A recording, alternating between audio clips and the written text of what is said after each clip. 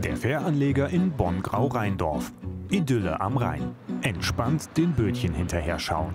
Beliebter Treffpunkt für Angler, Jäger und andere Lüschner. Doch das Idyll hat einen Schandfleck. Böse Zungen nennen ihn den Leuchtturm von Rheindorf. Schon seit Jahren steht dieses Dixie-Klo mitten in der Landschaft. Doch das blaue Toilettenhäuschen hat einen erbitterten Gegner. Den stellvertretenden Bezirksbürgermeister des Stadtbezirks Bonn. Das Dixie-Klo stört. Das stört erstmal landschaftlich und dann ist es aus meiner Sicht absolut unhygienisch. Schon seit 2010 kämpft Wolfgang Maywald gegen das stille Örtchen.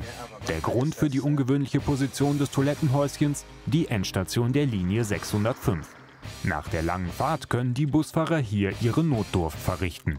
Die Busfahrerinnen und Busfahrer haben einen Anspruch auf eine saubere und vernünftige Toilettenanlage und dieses Dixie-Klo ist nicht der richtige Ort. Geht es um das blaue Häuschen, redet sich der CDU-Politiker geradezu in Rage. Also ich würde nicht drauf gehen und ich möchte hier jetzt auch nicht beschreiben, wie das innen drin ab und zu aussieht, weil häufig fehlt das Schloss. Das heißt also, kann jeder Tag und Nacht diese Anlage benutzen. Besonders kurios, keine 50 Meter weiter gibt es ein stilles Örtchen, das diesen Namen auch verdient. Die Toilettenanlage des Fährpavillons. Stadtwerke Bonn und der Gastronomiebetreiber waren sogar schon in Verhandlungen. Doch es gibt Probleme.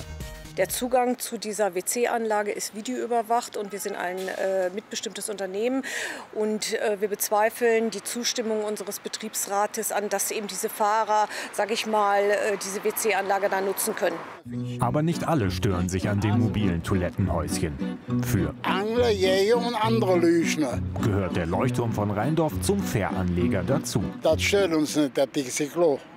Weil wir hier immer sitzen jeden Tag, dann haben wir auch die Gelegenheit mal da drauf zu sehen. Sonst müssen wir 50 Cent geben für die Toilette und die bekommt man nur wieder, wenn man Verzehrung holt. Doch es gibt Hoffnung für Gegner des Dixie-Klos. Die Stadtwerke und der Betreiber des Fährpavillons wollen weiter über eine Nutzung der Toilettenanlage des Gastronomiebetriebs verhandeln.